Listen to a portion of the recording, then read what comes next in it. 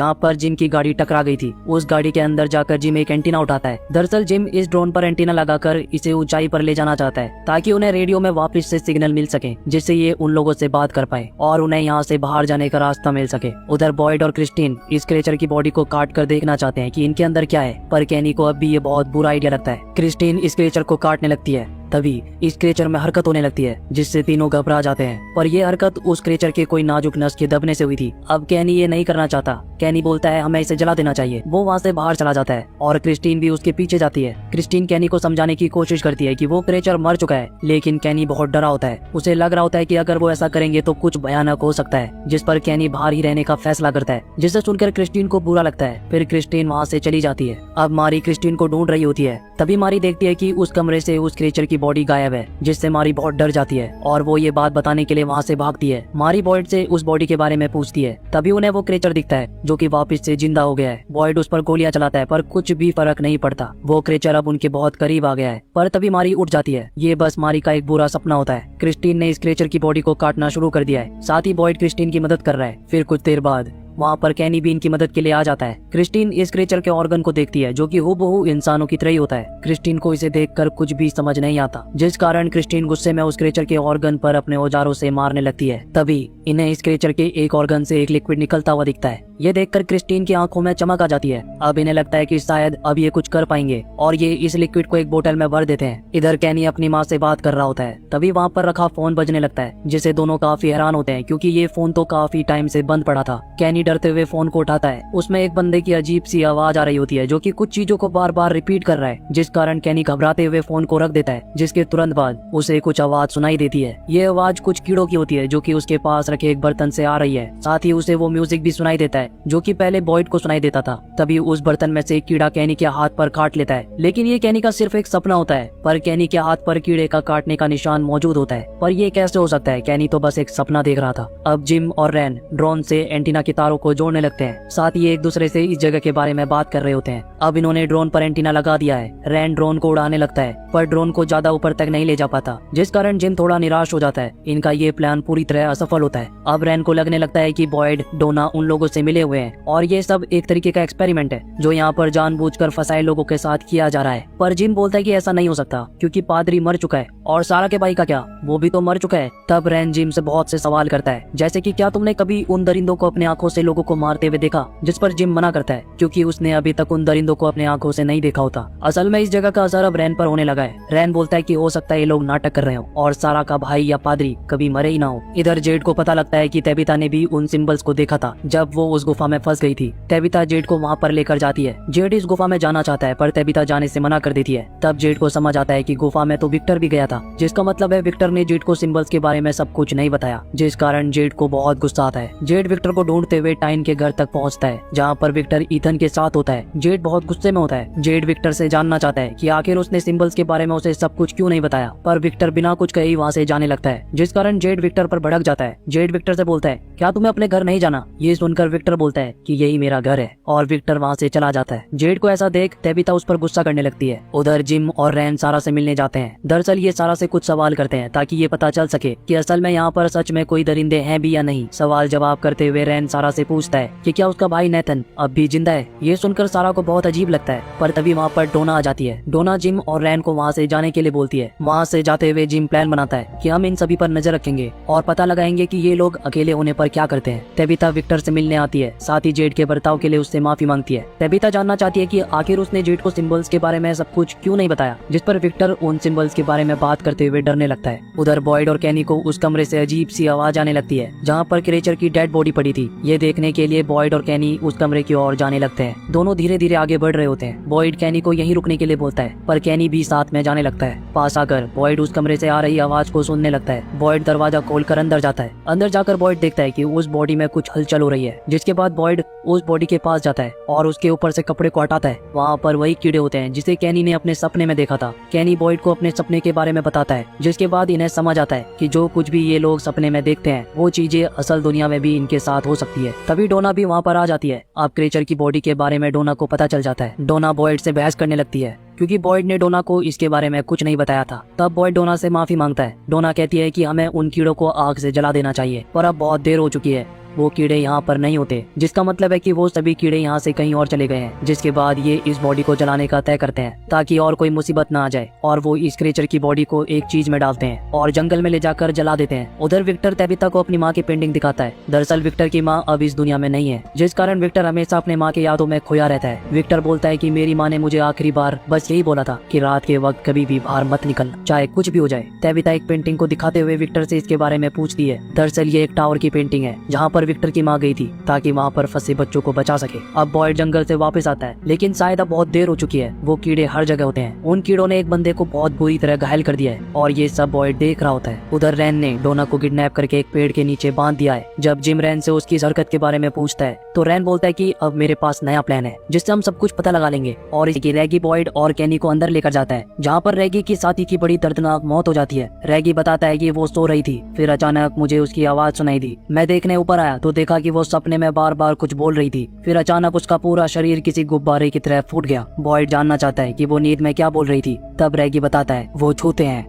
वो तोड़ते हैं, वो चोरी करते हैं, मुफ्त में यहाँ कोई नहीं है। ये बोलकर रैगी रोने लगता है। अब बॉयड वहाँ से बाहर आ जाता है। बाहर काफी लोग इकट्ठा हो जाते हैं। ईथन पूछता है कि क्या सब कुछ ठीक है, पर बॉयड इनको कुछ नहीं बताता। बॉयड नहीं चाहता कि लोग डर जाएं, पर इतनी बड़ी बात ये किसी से छिपा नहीं सकते। जिसके बाद बॉयड तय करता है कि हम सभी के पास जाएंगे और उन्हें शांति से ये बात बताएंगे। ये किसी को भी अकेला नहीं छोड़ना चाहता। जूली बॉयड से इसकी वजह पूछती है, जिस पर बॉयड उसे सब बता देता है। जूली कहती है कि ऐसा कैसे हो सकता है, अभी तो अंधेरा भी नहीं हुआ। अब यहाँ पर चीजें बदलने लगी हैं। अब हालत बद से बदतर होते जा रहे हैं। ये सब उस क्रिएचर के मरने के बाद से होना चालू हुआ है। साथ ही उन कीड़ों की आवाज हर जगह सुनाई दे रही है। उधर रैन ने डोना को पेड़ के नीचे रस्सियों से बांध रखा है। जिम को अब डोना के लिए बुरा लगने लगा है। वो डोना से माफी मांगता है, पर रैन बोलता है कि मैंने इन्हें किसी को ले जाते हुए देखा था। दरअसल रैन उस क्रिएचर की बात कर रहा है जिसे बॉयड ने जंगल में जला दिया था, पर रैन को हकीकत नहीं पता होती। रैन को लगता है डोना और बाकी लोग ही हैं जिन्होंने क्रिएचर की झूठी कहानी फैलाई है। डोना रैन को सब कुछ बताती है। डोना बताती है कि उस क्रिएचर को बॉयड ने मारा था जिसे हम जलाने के लिए लेकर जा रहे थे। ये सुनकर जिम को काफी हैरानी होती है। जिम रैन को समझाने की कोशिश करता है। जिम कहता है कि ये हमारा प्लान नहीं था, हमें ये नहीं करना चाहिए, लेकिन रैन जिम को रोकता है। अब रैन को जिम पर भी शक होने लगा है। रैन जिम को शक की नजरों से देखने लगता है। तब जिम बोलता है कि तुम्हें क्या हो गया है, तुम भूल गए मेरे ऊपर पूरी बिल्डिंग गिर गई थी। जिसके बाद जिम डोना को छुड़ाने लगता है, पर रैन जिम पर हमला कर देता है। पर तभी वहाँ पर बॉयड अपने बंदूक के साथ आ जाता है। बॉयड रैन को उसकी चाकू नीचे रखने को बोलता है। तब जिम डोना को वहाँ से छुड़ाने लगता है, पर अब इनके पास बहुत कम समय बचा है। अगले 5 मिनट में अंधेरा होने लगेगा और फिर वो क्रिएचर वापिस से यहाँ पर आ जाएंगे। पर गाड़ी की चाबी रैन के पास होती है। रैन चाबी को दूर जंगल में फेंक देता है, जिससे बॉयड को बहुत गुस्सा आता है। उधर जूली अपने पिता का इंतजार कर रही है। तभी वहाँ पर विक्टर और जेड आ जाते हैं। सभी लोग घर के अंदर एक साथ होते हैं। ईथन को भी अपने पिता की चिंता होती है। कैनी जूली के साथ होता है। जूली कैनी से बात करती है। जो कुछ भी यहाँ पर हो रहा है उससे जूली को बहुत बुरा लगता है। जूली इन लोगों के लिए कुछ करना चाहती है। बाहर वो कीड़े हर जगह घूम रहे हैं, जहाँ भी देखो ये कीड़े मौजूद होते हैं। अब रैगी सभी को वो बात बता देता है। रैगी को लगता है कि ये सब लोग मरने वाले हैं, जिस पर ये सब लोग तय करते हैं कि आज रात कोई भी एक दूसरे को अकेला नहीं छोड़ेगा और ना ही ये आज सोने वाले हैं। अब रैन की बेवकूफी के कारण आज इन्हें इसी वैन के अंदर रात बितानी होगी। साथ ही बॉयड इन्हें सब कुछ बता देता है। आज रात कोई भी नहीं सो सकता। इन्हें डर होता है अगर कोई भी सोया तो उसके साथ वही होगा जो रैगी के दोस्त के साथ हुआ था। लेकिन रैन को इनके किसी भी बात पर भरोसा नहीं होता। साथ ही रैन जिम को बुरा भला कहने लगता है, जिस कारण जिम रैन पर भड़क जाता है, पर बॉयड उन्हें रोक लेता है। साथ ही बॉयड रैन के हाथों को हथकड़ियों से बांध देता है और रैन को चुपचाप बैठने को बोलता है। बॉयड जिम से भी नाराज है क्योंकि उसने रैन की बातों पर भरोसा किया था। जेड और तेबिता विक्टर की माँ की पेंटिंग को समझने की कोशिश कर रहे हैं। जेड काफी उलझन में होता है क्योंकि उसने ये पेंटिंग को अपने सपने में देखा था, जिस पर तेबिता बताती है कि मैंने खुद को इस टावर पर चढ़ते हुए देखा था। अब तेबिता को लगता है कि जो डरावने बच्चे इसे दिखाई देते हैं हो सकता है उन्हें इनकी मदद की जरूरत हो। बॉयड गोलियों पर वही लिक्विड लगाता है जो इन्हें उस क्रिएचर के अंदर से मिला था, लेकिन बॉयड को नहीं पता कि ये काम करने वाला भी है या नहीं। डोना कहती है कि तुम ये काम रैन को क्यों नहीं दे देते, वैसे भी इसे हम पर तो भरोसा है नहीं, और अगर ये गोलियां काम नहीं करती तो केवल रैन ही मरेगा, जो कि हम सब के लिए एक मुसीबत ही है। तभी इन्हें उन क्रिएचर के चिल्लाने की आवाज आती है। वो क्रिएचर धीरे धीरे इनके पास आने लगते हैं। बॉयड अपने बंदूक रैन को देने लगता है, पर जिम को ये बहुत बुरा आइडिया लगता है। बॉयड रैन से पूछता है कि तुम ये करने वाले हो या नहीं। अब बॉयड रैन की हथकड़ियों को खोल देता है। सभी क्रिएचर एक दूरी पर रुक जाते हैं जो कि काफी अजीब है क्योंकि क्रिएचर कभी ऐसा नहीं करते। तभी वो म्यूजिक वापस से बजने लगता है और इस बार सभी इस म्यूजिक को सुन पा रहे हैं। ये म्यूजिक की आवाज उस रेडियो से आ रही है जो इनके पास ही रखा होता है। उधर मारी को बहुत डर लगने लगता है। क्रिस्टीन मारी को संभालने की कोशिश करती है पर मारी पागलों जैसा बर्ताव करने लगती है। मारी को समझ नहीं आ रहा कि वो क्या बोल रही है या वो क्या कर रही है। मारी बहुत घबराई होती है पर क्रिस्टीन मारी को किसी तरह संभाल रही है। अब रैगी की हालत खराब होने लगी है जिससे सब लोग डरने लगते हैं। रैगी बहुत अजीब हरकत करने लगता है। रैगी बोलता है कि सभी लोग मरने वाले हैं। उधर वैन में रैन को काफी अजीब लगता है क्योंकि वो रेडियो टूटा हुआ था जिसमें ये म्यूजिक बज रहा है। बाहर सभी क्रिएचर अभी भी इसी तरह रुके हुए हैं। बॉयड बाहर जाना चाहता है ताकि ये देख सके कि इसकी गोलियां काम कर रही है या नहीं। तब वो म्यूजिक बंद हो जाता है। ये देखकर रैन को बहुत हैरानी होती है। तभी वैन के नीचे से कुछ आवाज आती है लेकिन इस वैन के नीचे किसी के जाने की बिल्कुल भी जगह नहीं होती। फिर वहाँ पर कौन है? बॉयड कहता है सभी लोग तैयार रहो, कुछ भी हो सकता है। तभी वहाँ की लाइट लुपचुप होनी शुरू हो जाती है जिससे सभी लोग डरने लगते हैं। अब इन सब से परेशान होकर रैन वैन के शीशे को तोड़कर बाहर जाने लगता है। अब ये जगह सुरक्षित नहीं है तो बॉयड भी शीशा तोड़कर बाहर जाने को बोलता है। अब कुछ क्रिएचर रैन का पीछा करने लगते हैं। बॉयड बाहर खड़े क्रिएचर पर गोलियां चलाता है। तभी बॉयड को अंदर से किसी की आवाज आती है। ये उसकी पत्नी है जो उसे अपने पास बुला रही है पर ये असलियत नहीं है। जिसके बाद बॉयड वहाँ से भागने लगता है। वो क्रिएचर इनका पीछा कर रहे हैं लेकिन वक्त रहते ये लोग दूसरी गाड़ी से वहाँ से जाने लगते हैं पर रैन जंगलों में खो जाता है। रैन डरते हुए वहाँ से भाग रहा है लेकिन तभी रैन पर वही कीड़े हमला कर देते हैं। उधर सभी लोग डरे हुए जरूर होते हैं पर सभी एक दूसरे का ख्याल रख रहे हैं। तभी इन्हें पता चलता है कि डोना वापस आ गई। मारी की तबीयत अब बिगड़ने लगी है। क्रिस्टीन उसका ख्याल रख रही है। क्रिस्टीन कुछ लेने के लिए बाहर जाती है। तभी मारी को उन कीड़ों की आवाज आती है। वो कीड़े अंदर आने लगते हैं। ये देखकर मारी बुरी तरह डरने लगती है। वो कीड़े मारी पर हमला कर देते हैं पर जब क्रिस्टीन वहाँ पर आकर देखती है तो उसे कुछ भी नहीं दिखता पर मारी अब भी बेचैन होती है। अब बॉयड, डोना और जिम यहाँ पहुँच जाते हैं। सभी लोग बॉयड से इसकी वजह जानना चाहते हैं कि आखिर ये हो क्यों रहा है। सब डरे हुए होते हैं। जिम अपने परिवार के पास जाना चाहता है पर अब बाहर जाने का मतलब है मौत को दावत देना। तभी बॉयड को ऊपर से किसी के चिल्लाने की आवाज आती है जिस कारण बॉयड ऊपर की तरफ जाने लगता है। डोना कहती है ध्यान रखना जिम यहाँ से कहीं जा ना पाए। मारी की तबीयत बहुत ज्यादा बिगड़ने लगी है। क्रिस्टीन ये देखकर बहुत डरने लगती है। बॉयड किसी तरह क्रिस्टीन को शांत करता है। तब डोना भी वहाँ पर आ जाती है। तब एलिस वहाँ पर आकर बॉयड को साथ चलने के लिए बोलता है। इधर एलिजन अपने सपने के बारे में बता रहा होता है जो कि उसने बस में देखा था। एलिजन बताता है कि मैंने एक छोटे बच्चे को देखा था जिसने सफेद पोशाक पहने थे। वो बच्चा एक लाइन को बार बार बोल रहा था जिस पर एलिजन वो लाइन सुनाता है। तभी बक्ता बोलती है रुको जरा, ये तो एक पोएम है जो हमने बचपन में सुनी थी। जिसके बाद बक्ता उस पोएम को सुनाने लगती है। They touch, they break, they steal. No one here is free. Here they come for three. Unless you stop the melody.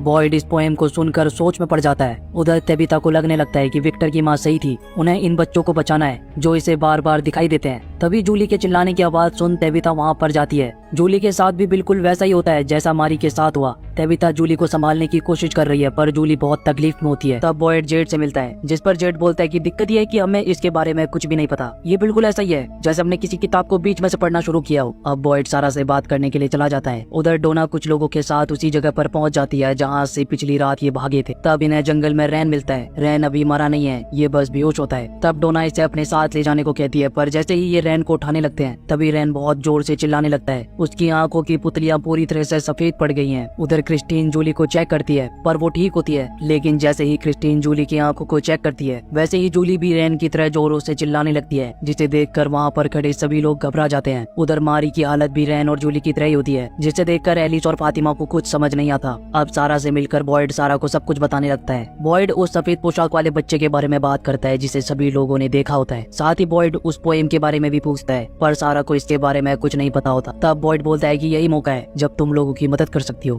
तब ये उस जगह से आगे बढ़ते हैं जिसके बाद सारा को कुछ सुनाई देने लगता है। ये वही म्यूजिक है। फिर सारा को किसी के चिल्लाने की आवाज सुनाई देती है। साथ ही सारा के नाक से खून निकलने लगता है। तब बॉयड और कैनी उसे संभालने लगते हैं। तब सारा बॉयड को बताती है कि वो तुम पे हंस रहे हैं, वो तुम्हारी बेवकूफी का मजा ले रहे हैं। वो हंस रहे हैं क्योंकि तुम उस चीज को यहाँ पर लेकर आए हो। दरअसल सारा यहाँ पर उस चीज के बारे में बात कर रही है जो मार्टिन के शरीर से बॉयड के शरीर में आया था और अब वो चीज उन कीड़ों के रूप में आजाद घूम रहा है। तब बॉयड इस चीज को रोकने का तरीका पूछता है जिस पर सारा जूली का नाम लेती है पर सारा के सर में बहुत दर्द हो रहा है। सारा बॉयड को उस म्यूजिक को बंद करने के लिए बोलती और बॉयड को नहीं समझ आता कि वो म्यूजिक को कैसे बंद करेगा। तेबिता जिम को टावर के बारे में बताती है पर जिम को ये सब बकवास लगता है। पर तेबिता अपनी बेटी जूली के लिए ये करना चाहती है। वो जूली को ऐसे तड़पते हुए नहीं देख सकती, जिस पर जिम को डर है कि जिस तरह विक्टर की माँ वहाँ जाने के बाद गायब हो गई थी, कहीं तेबिता के साथ भी ऐसा ना हो जाए। पर तेबिता ये करना चाहती है। आगे तेबिता बाहर आती है जहाँ पर इथन और विक्टर होते हैं। तेबिता विक्टर से उस टावर तक जाने का रास्ता पूछती है। तब विक्टर एक पिक्चर के जरिए तेबिता को रास्ता बताता है। उधर बॉयड और कैनी बहुत परेशान होते हैं क्योंकि उन्हें समझ नहीं आ रहा होता कि आखिर वो उस म्यूजिक को कैसे बंद करेंगे।